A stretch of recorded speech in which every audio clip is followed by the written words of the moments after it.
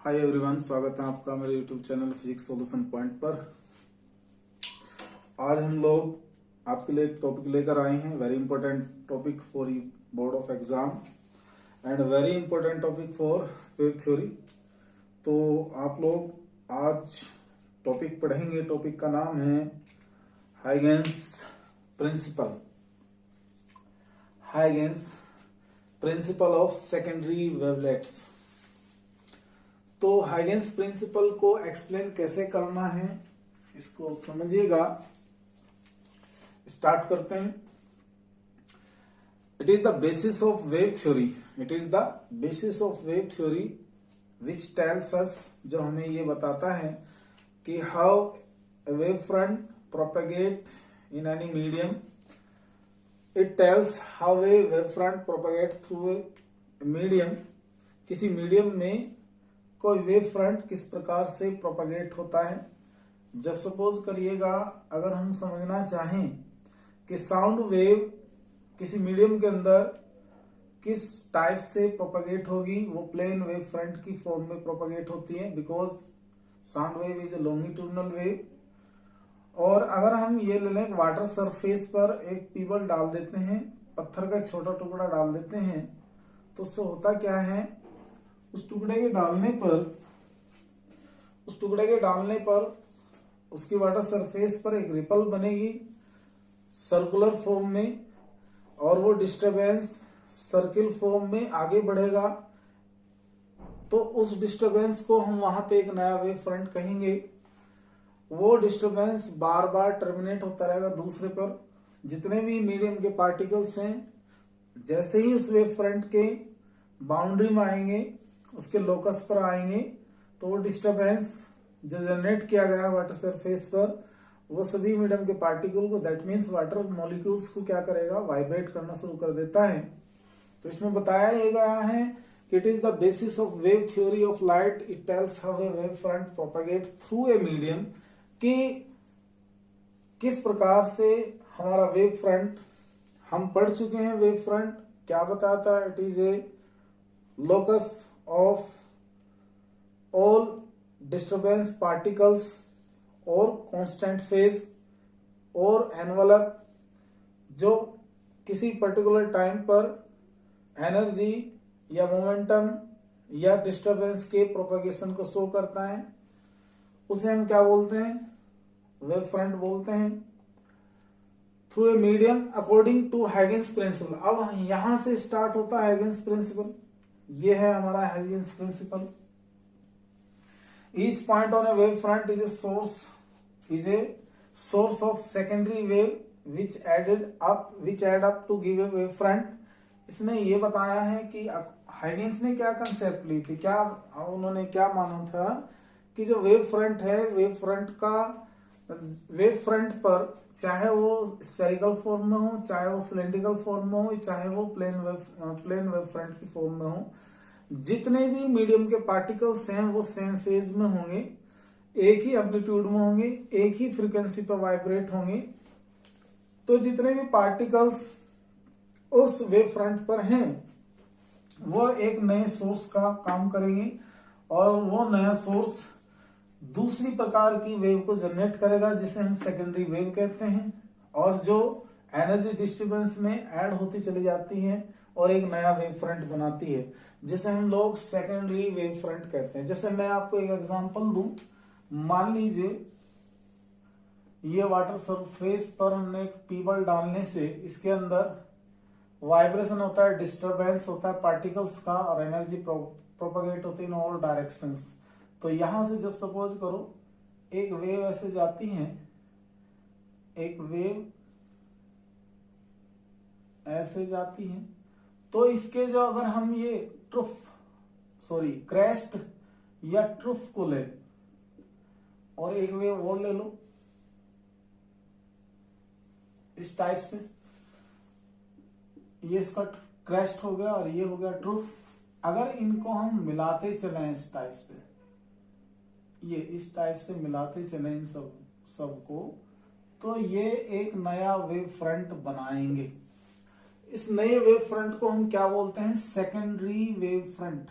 क्या बोलते हैं हम लोग, सेकेंडरी वेव फ्रंट कहा जाएगा। ये सोर्स हो गया और इस तरीके से ये एक इन ऑल डायरेक्शन प्रोपगेशन क्या होता है, प्रोपगेट होता है, डिस्टरबेंस प्रोपगेट होता है इन दैट मीडियम। तो फिर से समझिएगा, ये क्या कहता है कि किसी भी वेव फ्रंट का हर एक particle, every particle of wave front is a source of secondary wave. दूसरी वेव का क्या होगा, वो सोर्स होगा which add up to give a wave front. और जिनको क्या करें, लोकेट कराएं, जिनका अगर हम लोकस खींचे, ये मैथ की टर्म में कहें, अगर इनका हमें एक एनवलप बनाए तो वो एनवलप क्या शो करेगा, एक वेव फ्रंट को शो करेगा। दूसरी तरीके से देखिए आप, मान लीजिए इस टाइप से ये वेव सभी डायरेक्शन में क्या हो रही है, प्रोपेगेट हो रही है सभी डायरेक्शंस में। ये इसका सोर्स है यहाँ, इनको अगर हम मिलाते चले ऐसे, इनका एक लोकस ले इन सभी पार्टिकल का, तो ये एक वेव फ्रंट बनेगा स्फेरिकल वेव फॉर्म में। तो ये जो प्रिंसिपल था हाइगेंस का प्रिंसिपल जो उन्होंने लिया था, इस हाइगेंस प्रिंसिपल की उन्होंने 3 अजम्पशंस की मान के चले। पहला अजम्पशन कि each point on a wave front acts as a fresh source of new disturbance. Wave front का हर पार्टिकल एक नए सोर्स की तरीके से बिहेव करेगा और इनको हम नाम देंगे सेकेंडरी वेव्स और वेवलेट्स। जो नई वेव जनरेट होंगी उन्हें सेकेंडरी वेव्स या सेकेंडरी वेवलेट्स कहेंगे।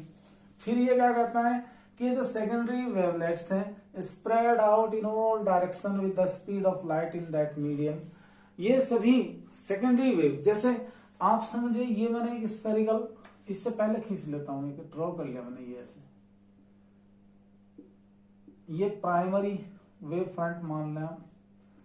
तो इसके जो डिस्टरबेंस जब यहां से यहां तक बढ़ेगा, ये disturbance at any time T, जो सपोज करो इन पॉइंट्स पर आ गया और इन पॉइंट को हमने क्या किया, लोकस करा, इनका सबको एक साथ कनेक्ट किया, कंटिन्यूअसली मिला लिया। तो ये जो नया वेव फ्रंट आया है इसको बोलते हैं सेकेंडरी वेव्स और सेकेंडरी वेव फ्रंट। और ये सेकेंडरी वेव फ्रंट सभी डायरेक्शंस में मीडियम की उसी स्पीड से फैलता है जो स्पीड लाइट की उस मीडियम के अंदर है। फिर कहा है third point, the new wave front is given by, the new wave front is given by a tangential surface in the forward direction. यहां पे देख लीजिए टेंजेंशियल सरफेस आ गया।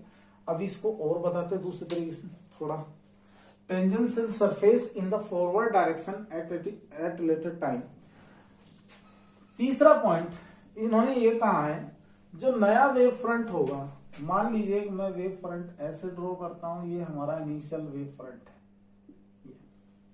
और ये सी स्पीड से एयर के अंदर आगे बढ़ रहा है, सी स्पीड से, और टाइम टी के बाद इसकी इस पॉइंट की पोजीशन यहां आ जाएगी, इस पॉइंट की पोजीशन है यहां पर, और इस पॉइंट की पोजीशन होगी यहां पर, और इस पॉइंट की पोजीशन होगी यहां।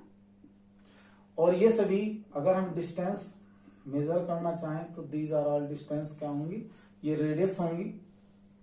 अगर इसको सेंटर करके हम एक ऐसा स्फीयर खींचे जिसकी रेडियस क्या हो, जिसकी रेडियस ct हो, तो इस टाइप से हमारा एक वेव फ्रंट आएगा।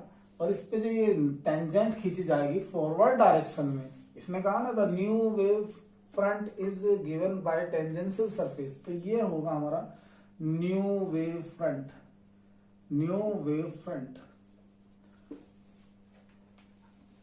Tangential surface in the forward direction at a later time T. किसी टाइम टी के बाद अगर टेंजेंशियल सरफेस बनाया जाए इन सभी आगे बढ़ते हुए डिस्टरबेंस या वेव का, तो ये टेंजेंशियल सरफेस ये क्या होगा, न्यू वेव फ्रंट होगा ऑफ इनिशियल वेव फ्रंट। इस इनिशियल वेव फ्रंट का न्यू वेव फ्रंट होगा। आप इसमें टेंजेंशियल सरफेस इधर भी बना लेंगे। ये हाइगेंस कंस्ट्रक्शन है।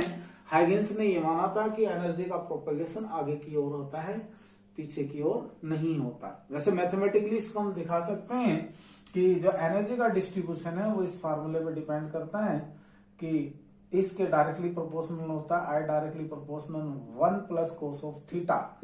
I directly proportional 1 plus cos theta, where theta is the direction between the propagation of the wave front and normal to the wave front. अब आप ये हमने ये पहले पढ़ा था, प्रॉपर्टी थी कि वेव फ्रंट की, कि वेव फ्रंट पर लाइट रेज ऑलवेज परपेंडिकुलर, या मैं कह दूं light ray always perpendicular to the wave front, या ये कह दिया जाए कि wave front is always perpendicular to the light ray. तो यहाँ नॉर्मल नॉर्मल अगर किसी के लिए नॉर्मल देखा जाए, ये हो गया नॉर्मल, और एनर्जी की डायरेक्शन होगी ये प्रोपगेशन की, तो नॉर्मल इस साइड होगा, तो ये एंगल कितना हुआ यहाँ 180 डिग्री, कितना 180 डिग्री। अगर मैं कोस थीटा को 180 ले लेता हूं तो आई मेरा आएगा 0। तो इसका मैथमेटिकल रीजन ये भी दिया जा सकता है, इन द बैकवर्ड डायरेक्शन में जो भी वेव फ्रंट आएगा वो एक्सेप्ट नहीं किया जाएगा, क्योंकि अकॉर्डिंग टू हाइगेंस एनर्जी जो है प्रोपोगेट होती है फॉरवर्ड डायरेक्शन में, बैकवर्ड डायरेक्शन में नहीं होती। ये अजम्पशन थी किसकी, हाइगेंस की। बट मैथमेटिकली हम ये दिखा सकते हैं कि जैसे ही कोई wave front, new wave front जो टेंजेंशियल है फॉरवर्ड डायरेक्शन में, इसको वेव फ्रंट क्यों माना है, क्योंकि इससे बैक का वेव फ्रंट में इंटेंसिटी क्या रहेगी, 0, नेग्लेजिबल रहेगी। तो ये था बेटा हमारा हाइगेंस प्रिंसिपल, और इसको हम क्या बोलते हैं, हाइगेंस कंस्ट्रक्शन बोलते हैं। हाइगेंस कंस्ट्रक्शन में ये बताया जाता है कि अगर हमारा ये ए बी कोई वेव फ्रंट है, और ये वेव फ्रंट आगे की ओर बढ़ रहा है, डिस्टरबेंस आगे की तरफ बढ़ रहा है, तो जैसे ही डिस्टरबेंस आगे की तरफ बढ़ेगा तो मीडियम के पार्टिकल अपनी मीन पोजीशन पर रहते वाइब्रेट होंगे, और हमने ये मान लिया कि इस पॉइंट से इस पॉइंट तक जाने में जो वेव को डिस्टेंस कवर करनी है वो है ct। अगर हम ct को रेडियस लेकर ए बी सी डी को सेंटर मानकर स्फीयर खींचे और इन स्फीयर पर एक टेंजेंशियल सरफेस ड्रॉ करें, तो ये टेंजेंशियल सरफेस नए वेव फ्रंट को शो करेंगी, और यहाँ पर वेव फ्रंट केवल ये एग्जिस्ट करेगा। इसका अगर हम नाम दें ए डैश बी डैश ही एग्जिस्ट करेगा, A double dash B double dash do not exist, because according to Huygens energy propagate in forward direction, do not propagate in backward direction। Mathematically यहाँ पे थीटा 180 होने से हम लोग जानते हैं कि intensity I directly proportional to क्या होता है 1 प्लस कोस ऑफ थीटा। तो अगर थीटा यहाँ 180 डिग्री रख लिया जाए तो आई की वैल्यू क्या आएगी, हमारी 0 आएगी। तो ये बेटा हाइगेंस प्रिंसिपल है, आप इसको देख लें, स्क्रीनशॉट ले लें।